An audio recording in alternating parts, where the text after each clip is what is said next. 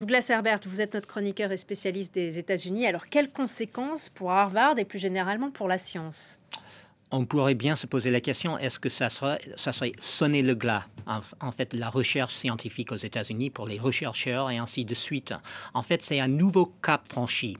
Et ce que je veux dire, c'est comme une nouvelle mesure de représailles qui s'inscrit en fait dans la vaste offensive de l'administration Trump contre l'enseignement supérieur, mais non seulement contre notamment l'université de Harvard, université phare de l'Ivy League américain, oui, ce club restreint des universités prestigieuses d'élite, qui est devenu en fait le symbole américain de l'innovation, de l'opportunité, de l'excellence académique, qui a produit 162 prix Nobel au cours de cette histoire, qui remonte quand même à 1636, avant la Révolution américaine, plus de 150 ans avant.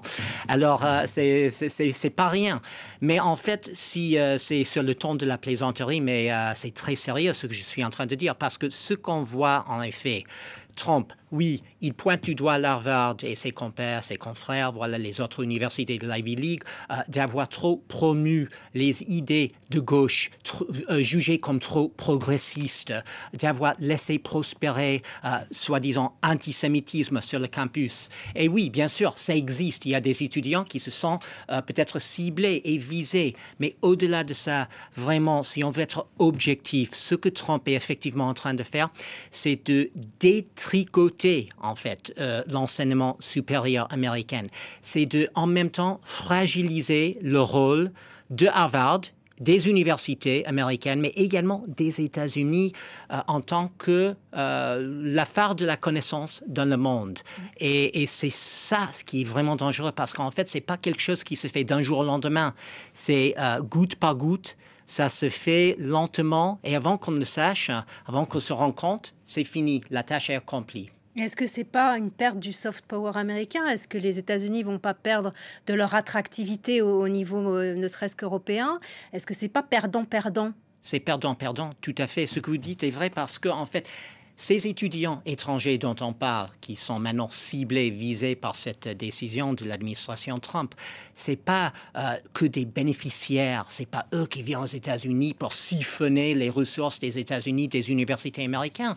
En fait, il s'agit de bâtisseurs, des gens parfois qui restent aux États-Unis après être diplômés, qui sont en fait, qui donnent contribue à l'innovation dont j'ai parlé tout à l'heure, l'innovation aux États-Unis, la recherche scientifique aux États-Unis, les perspectives diverses aux États-Unis. Mais maintenant, c'est ça qui est ciblé par l'administration Trump, parce qu'en fait, sous l'égide d'une politique MAGA contre les soi-disant les woke, les idées progressistes dont j'ai parlé, on est en train de jeter le bébé avec l'eau de bain.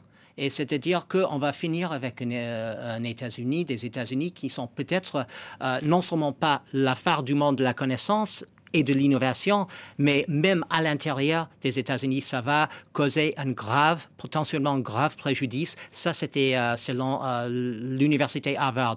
Ça dit que ça risque à nuire non seulement à Harvard et à l'éducation américaine supérieure, mais également aux États-Unis eux-mêmes. Et il y avait même la Chine qui a condamné du coup cette mesure. Exactement. La Chine le voit de mauvais oeil, mais maintenant la Chine va se concentrer, va s'axer plus sur elle-même. Voilà. Merci beaucoup Douglas Herbert pour votre décryptage de la situation aux États-Unis. Merci à vous. Cinquième session.